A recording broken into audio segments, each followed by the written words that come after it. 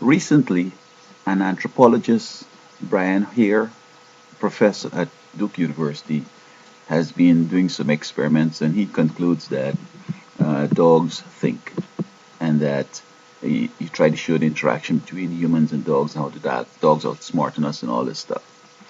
But it is curious if he's an anthropologist, according to my research on the internet. Anthropology is a study of humanity. It has origins in the natural sciences, the humanities, and the social sciences. The term anthropology, pronounced anthropology, is from the Greek anthropos, man, and logia, discourse or study, and was first used in 1505, 1501 by the German philosopher Magnus Hund. Now, anthropology's basic concerns are: what defines Homo sapiens? What are the ancestors of modern Homo sapiens? What are the human physical traits? How do humans behave? Why are there variations and differences among different groups of humans? How has the evolutionary past of Homo sapiens influenced its social organization and culture, and so forth?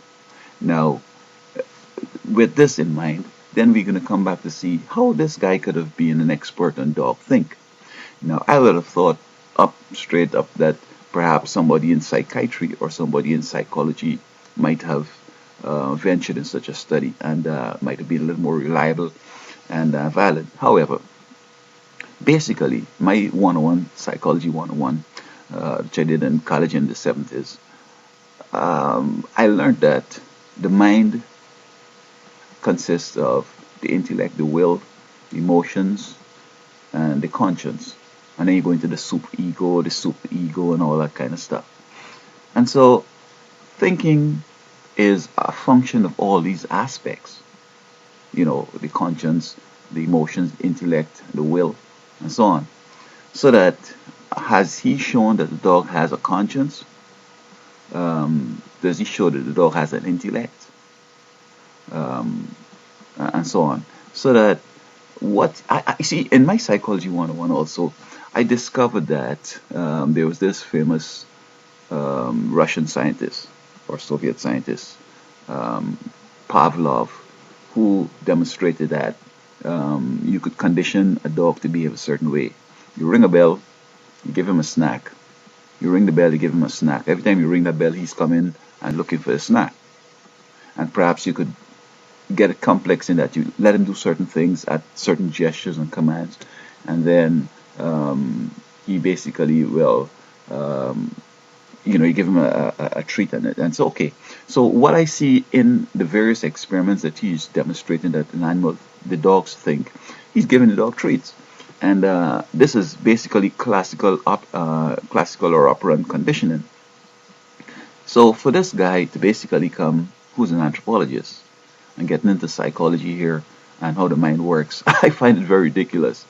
And again, you compare the American system with the British system, both are the same, because in my country, which is British, and in the British Empire, at 11 you need to start specializing, and you need to know where you want to go in life. So if you want to be a medical doctor, you have to start getting in those sciences from junior high right up until university. And if you're going to go to Oxford, London, and Cambridge, you do 2 more years of high school. So when you go to university, you drop off a year, and so you have this specialty, so that at 11, 10, 11, 12, young people who are interested in medicine will start being medical doctors. They will tell you that you're not seeing well, perhaps you need some vitamin A.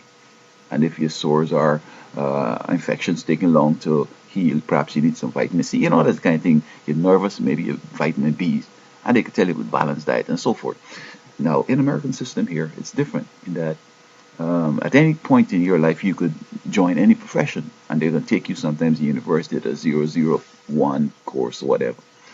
And the other day we had a guy who has done high school and college together, and then he wants to be a medical doctor. So what I find in the American system, even though it's supposed to be a broad system, individuals still try to specialize.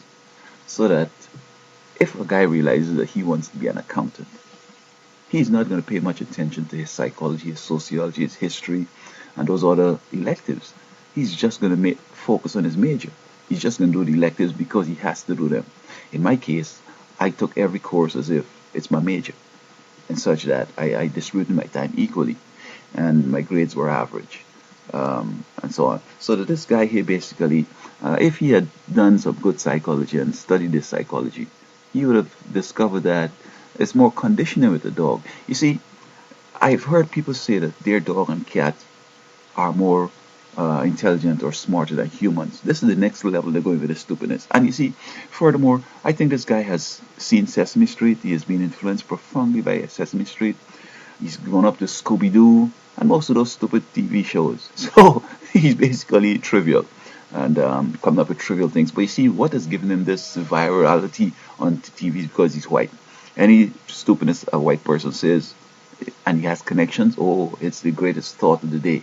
I don't know if white folks are looking for, that golden age or whatever, and any one of them that comes with something that gives them a lot of play. But if somebody think about this carefully, they discover this guy is just trivial, and his whole talk with dogs could think it's trivial. So okay, you're say you collapse, the dog will say, my master collapsed. Here, let me call 911. Or you collapse again and you need your medication. Diabetes, for example, you go in a diabetic shot. Is he going to bring that pill box? On the other hand, even a child that is mongoloid, still this child, although the IQ might be minuscule, they still could function on a different level because they have intellect, will, conscience, and emotion. And so I find this was such a trivial pursuit that and TV seriously following up this guy and trying to propose this to the world. What do you think the world gonna think about us here? You know. So I think that this guy basically should go back to school. I don't understand how Duke could have him as a professor up there because he's just wasting time. Instead of trying to find ways how we could get together as Homo sapiens, he's going trying to elevate dogs to human level as being thinkers. Dogs don't think. Dogs work on instinct, and you condition them to do what needs to be done. You could condition them to be vicious. You could condition them to be, with due respects to the nature and all that genetics that they inherit, to be very, friendly and nice and so on. Okay? You give them that trait to make them, reinforce what you want and so forth. When it has been established, then you could just weigh in the fruit, the treat. I don't know if you continue because I'm not into dogs a lot. But I watched this and I thought that this was so trivial that I wouldn't even waste time to listen to this stupidness he had to say.